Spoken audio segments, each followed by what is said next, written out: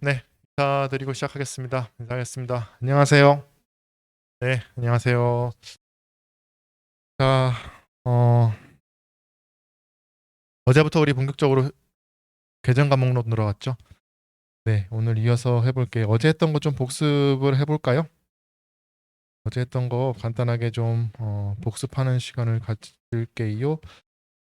우리가 이제 계정 과목론 들어가면 어디서부터 하는 거예요? 자산, 부채, 자본, 수익, 비용의 계정을 하나씩 흐른 거예요. 그쵸? 그래서 우리가 자산 계정부터 보는 거였고요. 자산 계정, 유동과 비유동 나눴죠. 그쵸? 유동 자산 중에서 뭐부터 나와야 돼요? 당좌 자산 나와야 돼요. 항상 여러분 공부하시면서 우리 위치를 좀 잘 생각하세요. 그쵸? 자산에 지금 우리 당좌 자산에 있는 계정 과목들을 하는 거다. 제가 계정 과목이 나오면 얘가 자산, 부채, 자본, 수익, 비용에 어디에 해당하는지는 당연히 아셔야 된다고 했고 분개를 하시려면 그쵸? 그리고 이 계정 과목이 뭐 유동 자산인지 비유동 자산인지 그쵸? 그다음에 당좌 자산에 들어가는지 재고 자산에 들어가는지 또는 수익에 들어가는지 또는 비용에 들어가는지 판매 비용 관리인지 영업의 비용인지 같이 아셔야 된다 그랬어요. 그쵸? 따로따로 공부하는 게 아니라 항상 같이 주소도 같이 공부하셔야 된다 말씀드렸어요. 그쵸? 그래서 우리 당좌 자산에 가장 먼저 나오는 게 현금 및 현금성 자산이었죠. 현금 및 현금성 자산은 통합 계정이라고 말씀드렸어요. 통합 계정이란 여러 가지 계정 비슷한 성격의 계정 과목을 묶어가지고 우리 외부 보고용 재무 상태표에 표시할 때만 이렇게 잔액을 이렇게 묶어서 보여주는 거라 그랬죠. 그러니까 현금 및 현금성 자산에 들어가는 계정 과목들은 성격이 비슷한 애들이에요. 그렇죠? 현금에 가까운 애들을 말하는 거죠. 어떤 애들이 있었어요? 현금, 보통예금, 당좌예금, 현금성 자산 이렇게 네 가지 계정 과목이 일반적으로 현금 및 현금성 자산에 들어가요. 그럼 우리 하나씩 볼까요? 계정 과목들 현금. 현금은 뭐예요? 일반적인 통화, 그렇죠? 지폐나 동전. 그 다음에 통화 대용증권도 포함한다 그랬죠. 통화 대용증권이라 함은 거의 돈이나 다름없는 종이 쪼가리라 생각하시면 돼요. 그렇죠? 그럼 뭐가 있을까요? 우편한 송구만 이런 거는 우체국이나 금융기관 가면은 바로 돈으로 바꿔준다 그랬죠? 회계 처리할 때는 현금 이렇게 하시는 거예요. 그렇죠? 그다음에 당좌 수표 있었죠? 당좌 수표 남이 발행한 당좌 수표를 내가 받아왔어요. 수표를 받아오면 기다릴 필요가 없다 그랬죠? 바로 어디 가요? 은행 가서 현금으로 바꾸잖아요. 그러니까 남이 발행한 당좌 수표를 받아왔다. 타인 발행 당좌 수표 현금으로 회계 처리하시는 거예요. 하실 수 있죠? 반면에 우리 당좌 수표를 발행한 사람은 어떻게 했어요? 당좌 자산의 감소로 했죠. 그 다음에 우리가 자기압수표 했었죠. 은행 발행 자기압수표. 은행 발행 자기압수표는 자기압수표라고 쓰고 현금이라고 읽으면 된다 그랬죠. 주던 받던 다 현금으로 처리하시면 된다 그랬어요. 그렇죠? 그다음 뭐 배당금 지급 통지표나 지급기일이 도래한 이표 이런 거 있죠. 공사채 이자표 이런 것도 다 금융기관 가면 바로 현금으로 바꿔주기 때문에 현금으로 회계 처리한다 정도로 알아두시면 돼요. 그러니까 여러분이 생각하는 현금의 범위보다는 우리 계정 과목 처리할 때 현금의 범위가 조금 더 넓은 거예요. 주의하세요. 그 다음에 보통 예금은요. 너무 쉽죠? 이거는 수시 입출금이 가능한 일반적인 통장을 말하는 거예요. 그렇죠? 그 다음에 당좌 예금은요. 우리 당좌 거래에 대해서 우리 한참 설명했죠 어제. 당좌 거래는 어떻게 하는 거예요? 현금 거래가 좀 불편하니까 그렇죠? 은행과 내가 거래하는 은행과 당좌 거래 개설 약정을 하고 그렇죠?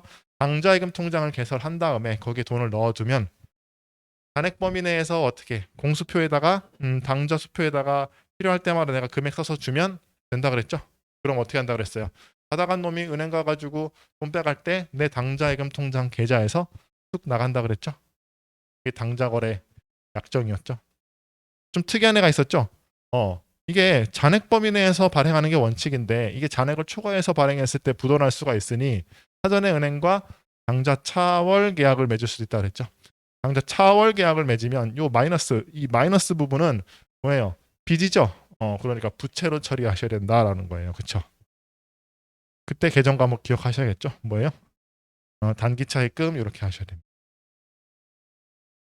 그 다음에 당좌 거래, 당좌 차월 약정을 하면 당좌 개설 보증금 같은 보증금 담보 성격의 어떤 예치를 요구할 수 있다고 그랬죠. 그랬을 때 이 보증금은 사용이 제한됐다라는 성격이 있다고 그랬어요. 그렇죠? 사용이 제한되면 유동자산에 둘 수 있다 없다.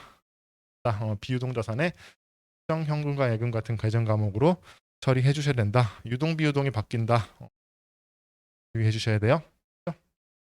자, 그 다음에 우리가 현금성 자산 봤죠? 이건 우리 금융상품이랑 같이 묶어서 봐야 되는데 우리가 회계에서 금융상품이라 하면 그냥 만기가 있는 애 이렇게 알아두시면 된다 그랬죠. 그러니까 이게 뭐 양도성 예금 증서, 환매채, 기업어음, 정기예금 뭐 다 똑같이 그냥 만기가 있는 금융상품 이렇게 생각하시면 되고요. 우리가 회계에서 해야 될 거는 뭐다? 분류만 잘 하시면 돼요. 그렇죠? 분류. 첫 번째 금융상품을 분류하기 위해서는 첫 번째 무조건 뭘부터 봐야 돼요? 얘가 현금성 자산인지 아닌지부터 확인해야 돼. 현금성 자산인지 아닌지부터 확인해야 돼요. 현금성 자산이란 정의가 있었죠. 정의가 뭐예요? 그쵸. 세 가지 다 기억하셔야 돼요. 근데 큰 거래 비용 없이 현금으로 전환이 용이하고 이자율 변동에 따른 가치 변동의 위험이 중요하지 않고 취득일로부터 만기가 3개월 이내 도래하는 놈. 이렇게 세 개 다 아셔야 돼요. 세 개 다 아셔야 돼요. 근데 이제 우리가 이제 또 문제를 풀 때는 만기를 볼 때는요. 만기를 볼 때는 어느 조건을 봐야 돼요. 취득일로부터 만기가 3개월 이내에 도래하는지 봐야 된다 그랬죠. 요거 주의할 단어는 뭐예요? 취득일로부터라는 거죠. 일반적으로 만기 볼 때는요. 장단기 구분할 때는 보고기한 종료일을 보는데 얘는 취득일로부터 그러니까 산 이후로 3개월 내에 현금화가 되면 얘는 현금성 자산으로 모아서 현금 및 현금성 자산에 들어가야 되는 거고요. 그게 아니라면 장단기 구분만 해주면 돼요. 그쵸? 장단기 구분은 1년 기준이고 기준일이 다르죠. 언제부터? 보고기간 종료일로부터예요. 그쵸? 그것만 주의하시면 돼요. 단기금융상품과 장기금융상품 안에 무슨 계정 과목이 들어있는지는 뭐 일일이 외우실 필요는 없는데요. 현금 및 현금성 자산에 속하는 현금성 자산과 단기금융상품은 유동자산에 들어가는 거고요. 그렇죠? 장기금융상품은 비유동자산에 들어간다. 그것도 좀 알아두셔야 된다 말씀드렸어요. 그 다음에 우리 유가증권에 대해서 얘기를 했었죠. 어제 유가증권 가치가 있는 증권이고요. 국채, 공채, 사채, 주식 뭐 이런 애들을 말하고요. 그렇죠? 국채, 공채, 사채를 우리가 채무증권이라고 하고 주식을 지분증권이라 한다라고 그랬어요. 채무증권과 지분증권 특성을 좀 이해를 하셔야 되는데 채무증권은 뭐예요? 거액의 투자금을 빌리고 만기에 갚고 그렇죠? 중간에 이자를 주는 증서예요. 그렇죠? 그러니까 특징이 뭐예요? 만기가 있고 이자를 받는다. 그리고 아무리 많이 투자해도 경영권은 없다. 주식은요? 얘는 그쵸 투자를 하되 일이 잘 되면 배당을 받을 수 있다고 그랬죠. 그 다음에 만기가 있어요 없어요? 만기 개념이 없어요. 그 다음에 경영권도 일부 주어진다.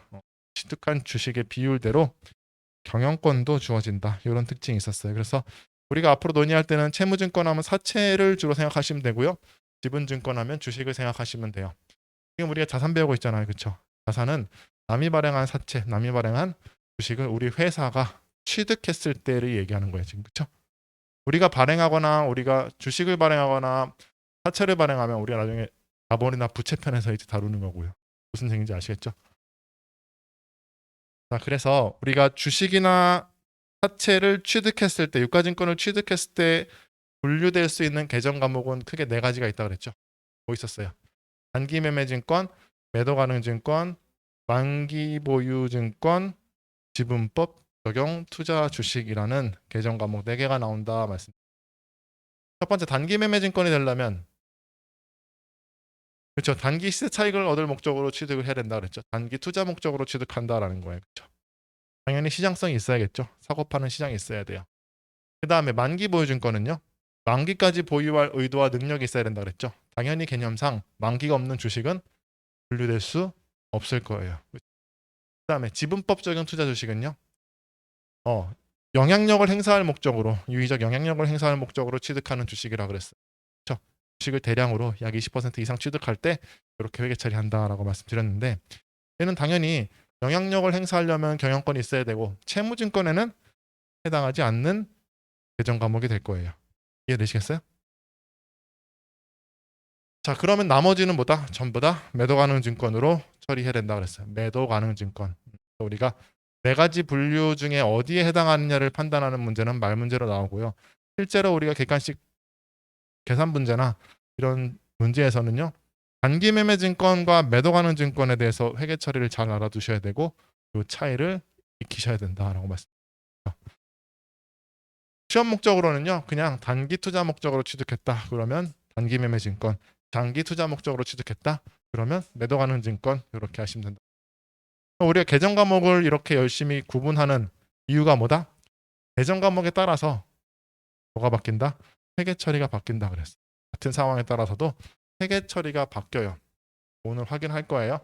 그래서 우리가 이 처음에 주식을 취득했다 그러면 무슨 투자 목적으로 취득했는지를 먼저 파악하는 게 제일 중요하다라고 말씀드립니다.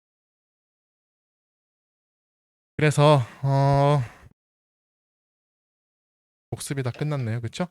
단기 매매 증권 해가지고 우리가 단기 매매 증권에 대해서 어저께 취득까지 본 것 같은데 다시 한번 해볼게요. 단기 매매 증권.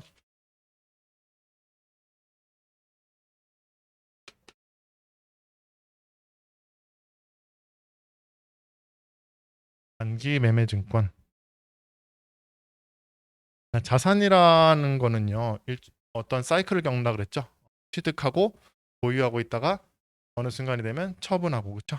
취득했을 때 가장 중요한 우리의 관심사항이 뭐라 그랬어요? 취득가액, 얼마에 취득했는지 그걸 취득가액이라고 합니다. 취득가액 또는 취득원가 같은 말이에요. 취득가액, 취득원가 같은 얘기예요. 취득가액, 취득원가. 지금부터 막 여러 가지 뭐 시가니 공정가액이니 뭐 이런 말들이 막 쏟아져 나오는데 그런 말들이 어렵다고 하시는데 나올 때마다 좀 정리를 잘 해두셔야지 나중에 이게 뭘 얘기하는지 다 이해가 되세요. 취득가액, 취득원가 같은 얘기예요. 얼마에 샀는지. 취득. 자, 적고 해볼까요? 단기 매매 증권. 일단 단기 매매 증권은 단기 투자 목적으로 취득하는 주식 또는 사채를 얘기하는 거고요. 첫 번째 취득 시, 취득가액을 결정하는 게 중요하다고 그랬죠. 취득가액 또는 취득원가 같은 얘기예요. 취득가액, 취득원가.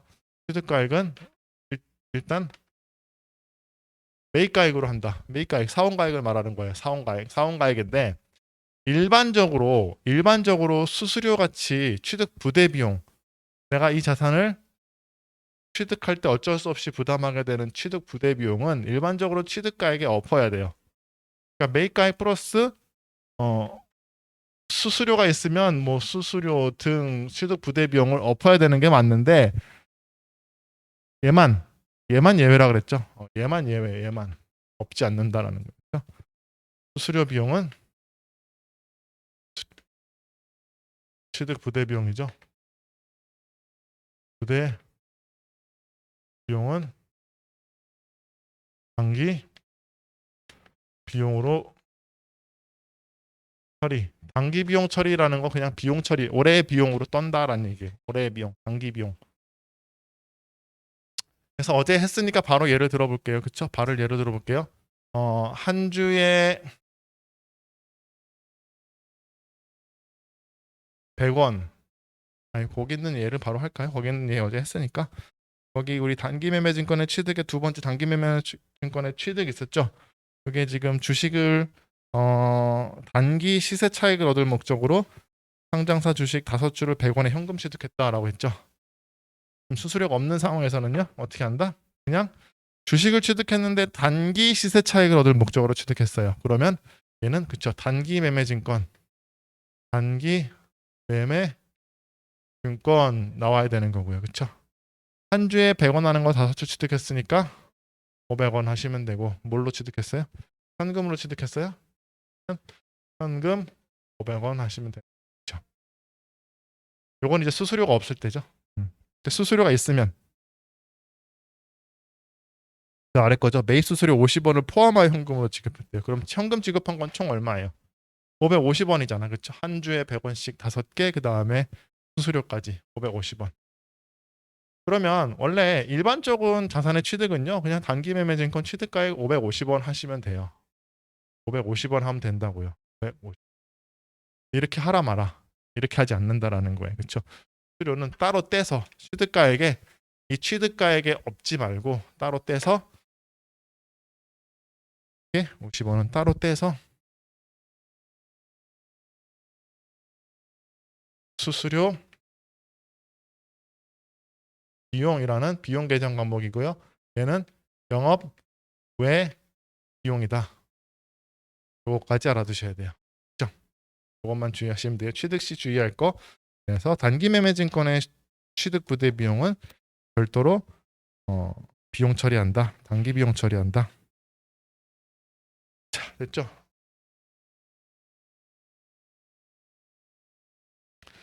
그다음에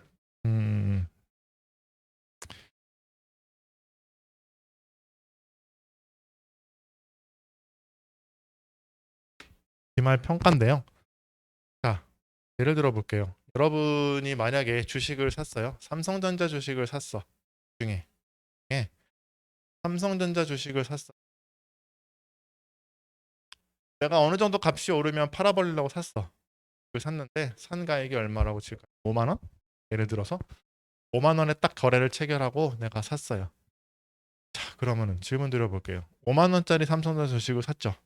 그럼 산 이후에 내가 팔기 전까지 얘는 가격이 그대로 있을까요? 지멋대로 널뛸까요? 지멋대로 널뛰겠지. 사는 순간부터 널뛰겠죠. 여러분 주식 해보신 분 알죠? 주식장 어떻게 돼요? 정신없잖아. 팔았다니까 지가 올라갔다 내려갔다 올라갔다 하루에도 엄청나게 변동을 하죠. 그러면 여러분 자산을 샀죠. 5만 원에. 그러면 제가 앞에서 거래라 함은 자산부채 자본 수익 비용의 증가 감소가 있으면 거래라고 했고 뭘 해야 된다 그랬어요. 기록을 해야 된다 그랬잖아요. 내가 5만 원에 샀어. 그냥 가만히 있나?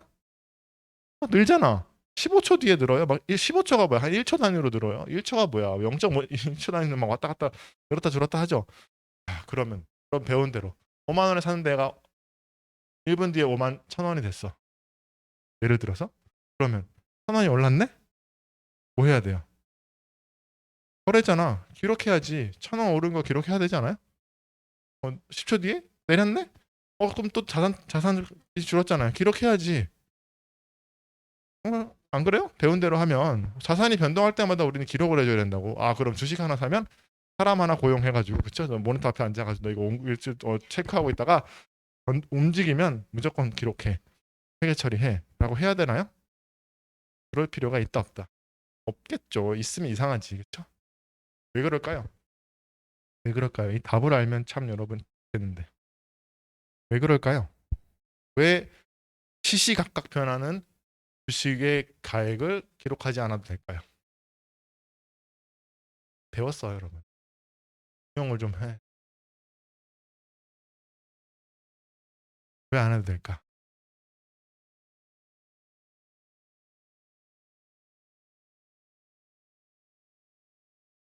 없어요? 우리가 이걸 기록하지 않는 이유는요. 한번 생각해 보세요. 어, 이게 결과적으로 최종적으로는 회계순환 과정을 통해서 뭘 만들었어요? 재무제표를 만들었죠. 재무보고서를 만들잖아요. 그러면은 자산은 어디 보고돼요? 재무상태표에 보고되죠. 재무상태표는 어느 시점의 금액이에요? 어느 시점의 금액이에요? 12월 31일의 시점이잖아요. 네? 12월 31일 시점에 잔액을 보여주면 되는 거 아니에요? 무슨 얘기인지 아시겠어요? 12월 31일 아니 내가 예를 들어서 1월 1일이고 12월 31일이면 매 순간에 어떤 그 저기 뭐냐 시점에 자산의 잔액을 보여줘야 된다면 매순 그때마다 뭐예요? 결산을 해줘야겠죠. 그 저기 뭐냐 보고를 해줘야겠지만 우리는 지금 일단 재무상태표는 언제 기준이에요? 12월 31일 시점이죠. 12월 31일 시점.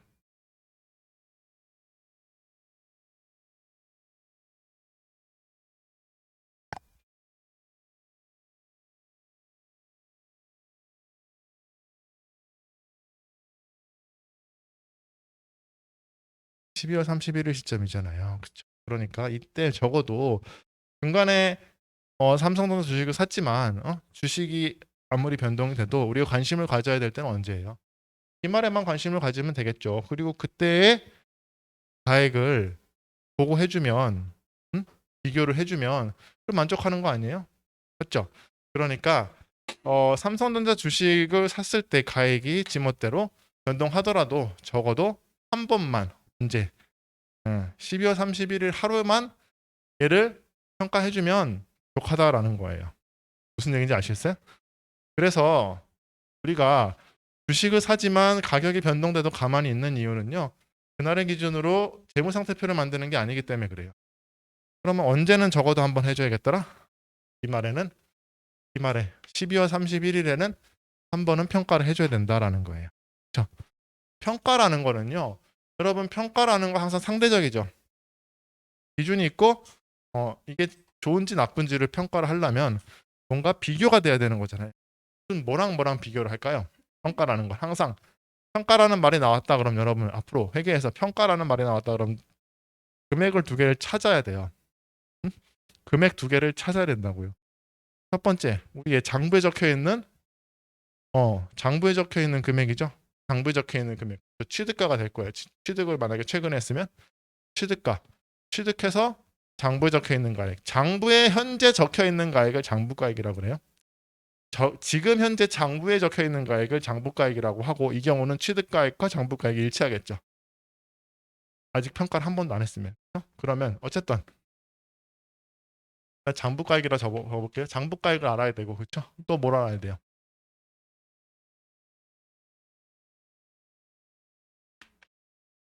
지금 팔았어요? 안 팔았어요? 아직 안 팔았어요. 들고 있는 거예요. 들고 있는 거. 그럼 나는 지금 5만 원에 사가지고 들고 있고 12월 31일 종가 12월 31일 주식시장에 안 넣는데 12월 27일 종가를 네이버로 쳐보는 거야. 그럼 거기에 얼마 딱 뜨겠죠?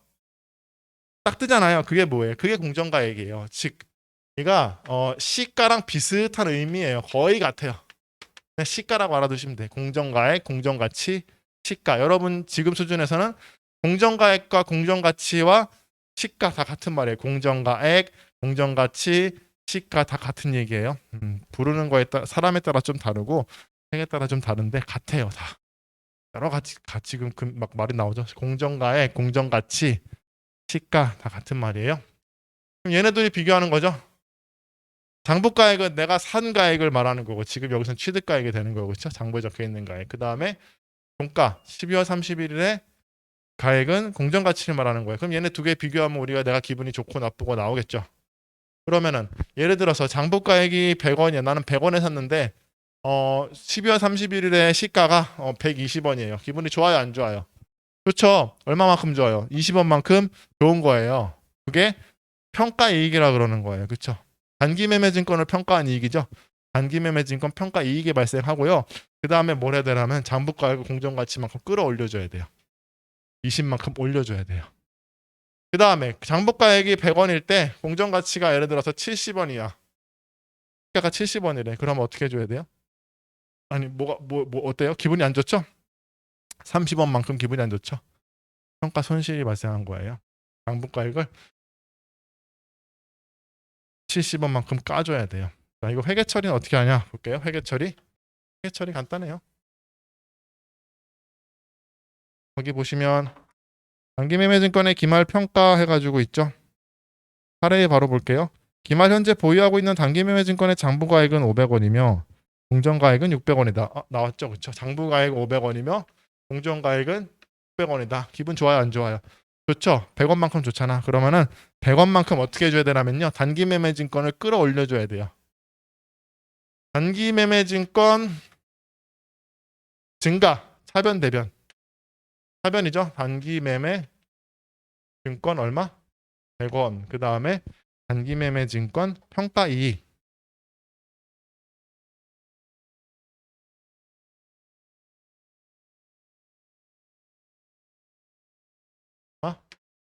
100원이고요. 얘는 영업 외 수익이에요. 자, 이렇게 되면 잘 보세요. 이렇게 되는 건 뭐예요?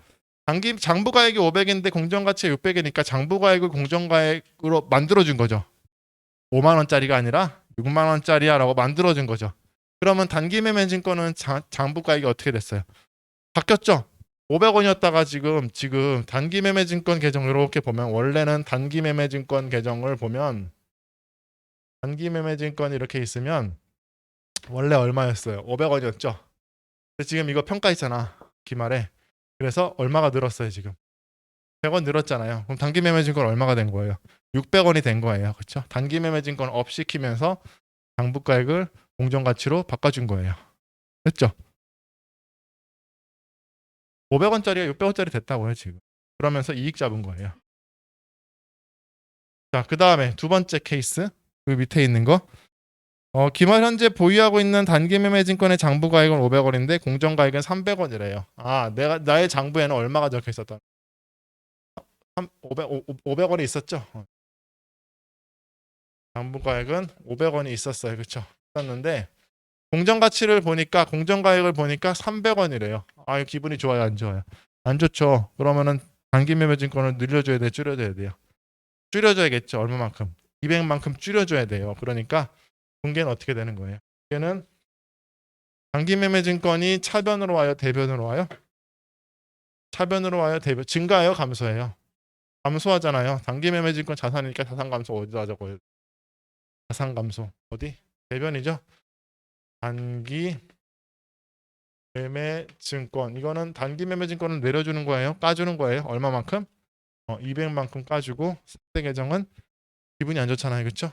안 좋은 거를 평가해서 안 좋은 거니까 단기 매매 증권 평가 손실이라는 계정 과목 이름이에요.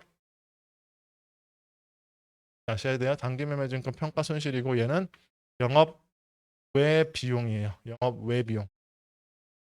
됐죠? 그러니까 평가는 뭐예요? 기말에 하는 거고 기말에 장부가랑 공정가치랑 비교해서 장부가보다 공정가치가 위에 있으면 장부가를 끌어올려주고 장부가보다 공정가치가 밑에 있으면 장부가를 까주면서 평가손익을 계산하면 돼요. 분계하는 순서는요. 단기 매매 증권부터 늘리고 줄이고 해주셔야 돼요. 그리고 상대 쪽에 평가액, 평가손실 하시면 돼요. 됐죠? 되셨나요? 그래서 거기 다시 읽어볼게요. 기말평가 단기 매매 증권은 기말의 장부가액과 공정가액 또는 시가죠. 시가로 평가하며 이렇게 공정가액과 장부가액을 비교해서 평가하는 거를요. 말도 알아두셔야 돼요. 우리가 공정가액법이라고 해요. 공정가액법. 지금 우리가 하는 거 있죠? 이게 공정가액법이에요.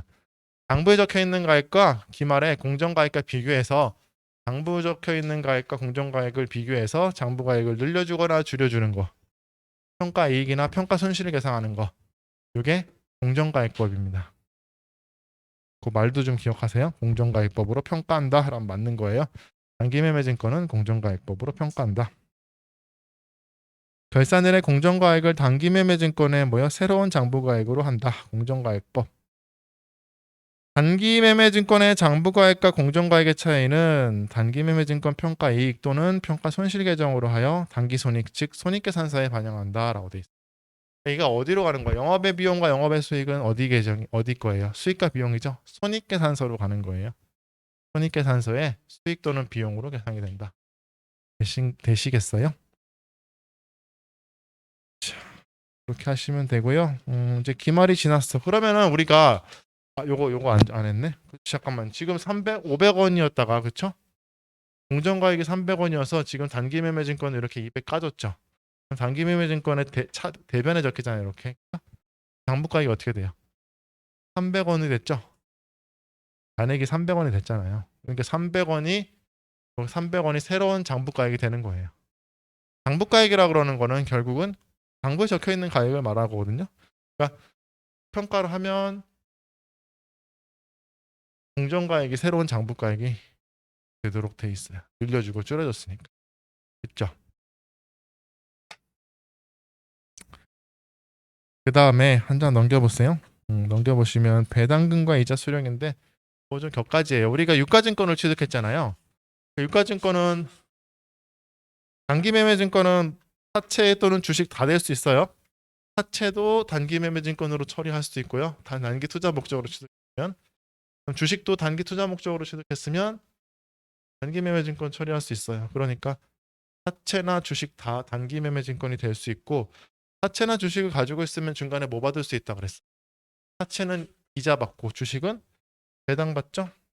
그러면 이제 주식이나 배당 들어왔을 때 회계처리인데요.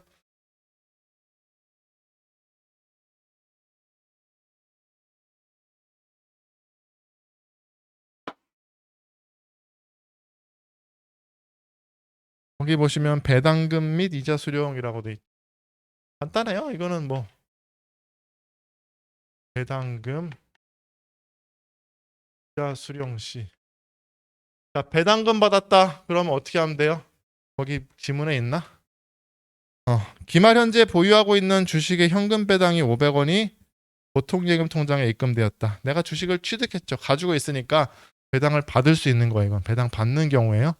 배당 받고 보통예금 통장에 500원이 들어왔대요. 그러면은 차변에 보통예금이 500원 잔액이 늘겠죠. 왜 늘었어요? 배당금 받았으니까.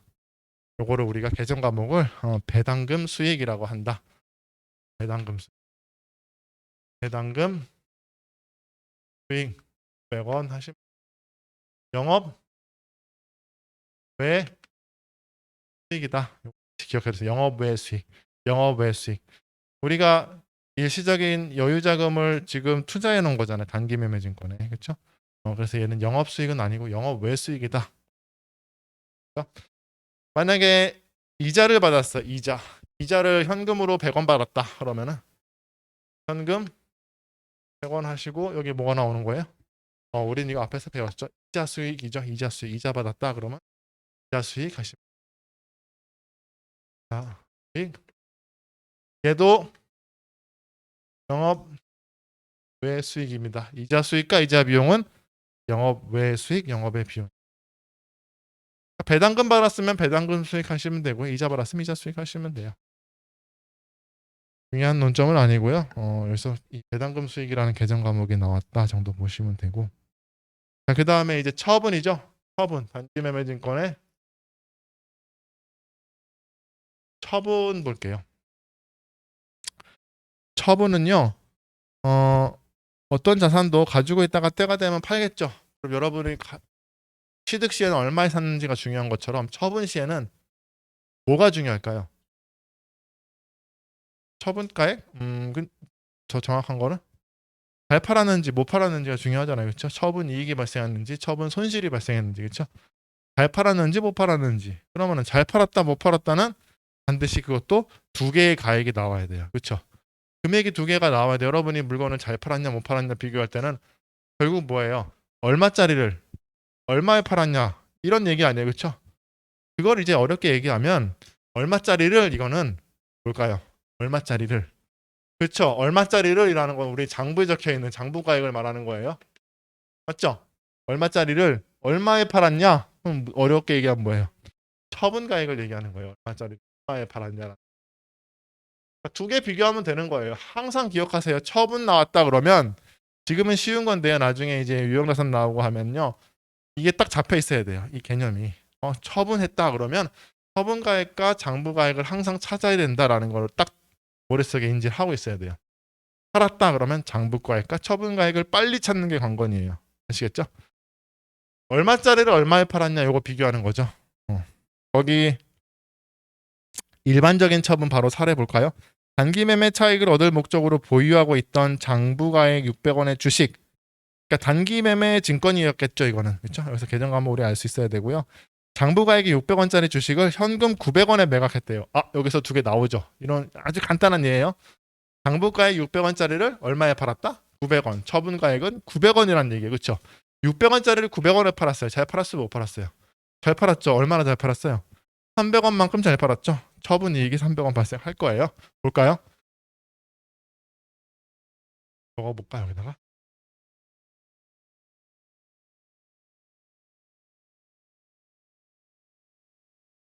장부가 100원, 처분가 900원, 현금 처분했대요. 그쵸? 케이스에서. 그러면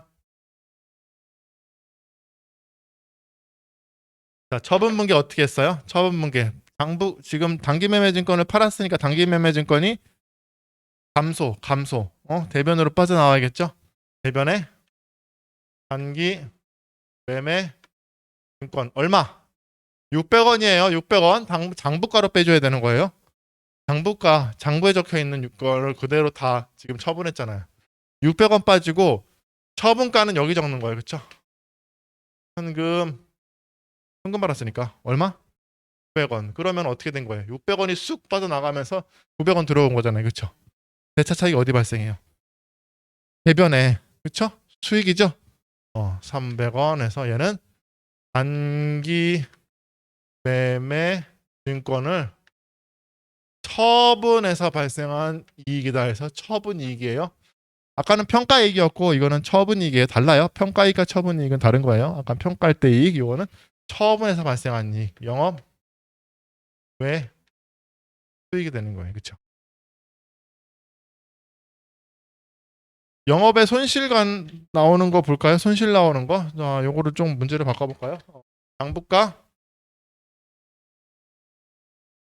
600원을 처분가는요? 500원 현금 처분했다고 한번 해볼까요? 공개하면 어떻게 돼요? 장부가 600원에 단기 매매 증권을 처분했어요. 그럼 단기 매매 증권이 단기 매매 증권이 어디? 600원이 대변으로 이렇게 빠져야겠죠. 이게 빠져나가는 거예요. 자산 감소. 장부가로 감소하죠. 그 다음에 현금이 얼마 들어와요? 처분가 500원이잖아요. 그렇죠? 처분가를 여기다 적어주는 거예요. 그러면 대차 차익이 발생하죠. 이 대차 차익이 처분 이익, 처분 손실이에요. 지금은 손실이 나오네요. 그렇죠? 차변의 비용이니까. 단기 매매 증권 처분 손실 영업 외 비용입니다. 됐죠? 할 수 있겠죠? 어렵지 않잖아요. 근데 가장 기본적인 폼이 여기서 이제 뒤로 갈수록 조금씩 이제 늘어가는데 이 폼을 잘 기억하셔야 돼요. 처분 있다 그러면 항상 여러분 못 찾는다? 처분가액과 장부가액, 처분가액과 이거 머릿속에 딱 떠올라야 돼요. 장부가액과 처분가액을 찾는다. 장부가액은 어떻게 하면 돼요? 장부가액을 먼저 처분했다 그럼 분기하는 순서예요. 장부가액으로 자산을 빼내고, 그렇죠? 그 다음에 화면에 처분가액이죠, 이거. 이거는 장부가 적어드릴게요. 장부가, 그렇죠? 장부가로 빼내고 처분가액을 박아줘야겠죠? 처분가로 박아주고, 그렇죠? 대차 차액이 처분이익, 처분손실 이렇게 나오는 거예요. 이거 세 번째로 분기하는 거예요, 얘를. 아시겠어요? 자, 그 다음에 여기서 또 하나가 더 있어야 돼요. 우리가 할 때도 수수료를 내죠. 취득할 때 취득 수수료를 증권사에 주잖아요. 할 때도 낼까요? 내겠죠. 팔 때도 수수료를 줘요. 그러면 여기서 이해만 잘 하시면 돼요. 외울 게 아니라 할 때 우리가 여러분 제가 그 USB 얘기했죠. 10,000원짜리 사서 2,000원 배송료 주면 얼마에 산 거예요? 물론 12,000원에 산 거라고 여러분 생각하듯이 팔 때도 마찬가지예요. 잘 들어보세요. 여러분이 예를 들어서 900원에 매매를 눌렀어요. 600원짜리였는데 900원이 값이 좋아서 내가 팔아야겠다 그래가지고 900원에 매도 해가지고 주문을 넣었어요. 그럼 900원에 팔리나요? 900원에 매도를 넣었지만 실제로 내가 통장에 들어오는 거는 900원에 팔리죠? 팔리는데 증권사에서 수수료 떼고 준다고요. 이해되세요? 900원에 실제로 팔았지만 내 통장에 실제로 찍히는 거는 수수료 떼고 들어온다고요. 그럼 예를 들어 수수료가 30원이라고 칩시다. 100원이라고 칩시다. 100원. 900원에 팔았는데 수수료 100원 떼고 들어왔어. 그럼 얼마 들어와요? 800원 들어오죠. 자, 질문. 여러분은 900원에 판 거예요? 800원에 판 거예요? 결국은 800원에 판 거잖아. 맞잖아요. 900원에 팔았지만 내가 100원 다 띄고 내 손이 쥔 거는 결국 800원 들어왔잖아. 처분가는 얼마예요? 800원인 거지. 무슨 얘기인지 아시겠어요? 수수료 다 떼이고 내가 직접 손에 쥐는 것만 내가 판 돈이라고요. 응? 동의하세요? 그러면은 그거대로 회계 처리하면 되는 거예요. 그거대로 회계 처리. 매각 수수료 발생지죠? 거기 두 번째. 거기 이제 두 번째 얘인데 매각 수수료가 발생했을 때인데 수수료가 발생했을 때는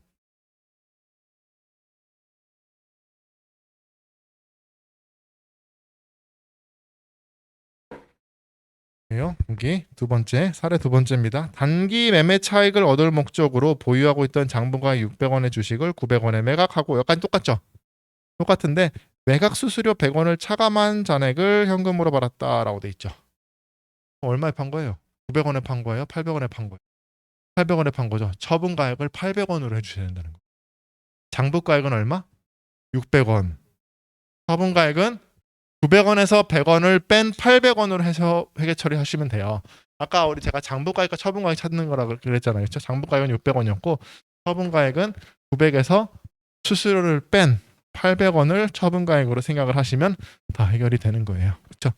그러니까 장부가액은 단기매매증권 얼마? 600원이었죠? 그 다음에 현금은요? 900원 하지 말고 처분가액은 900원 하지 말고 800원이 처분가액이라는 거예요. 그러면 뭐가 나와요? 단기매매증권 처분이익이 얼마가 나오는 거예요?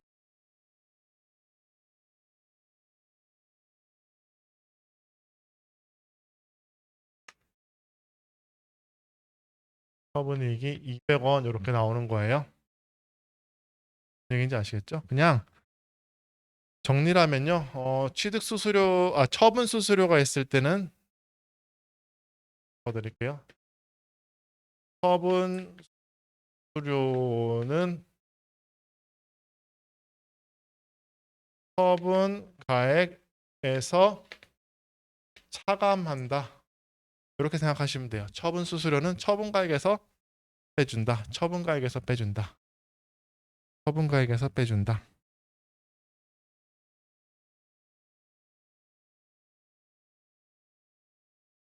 뭐 헷갈리게 할 생각은 없는데 이렇게 하지 말라는 거예요. 이렇게 이게 틀렸다는 거예요. 이렇게 하지 말라는 거예요. 어떻게 하냐면요.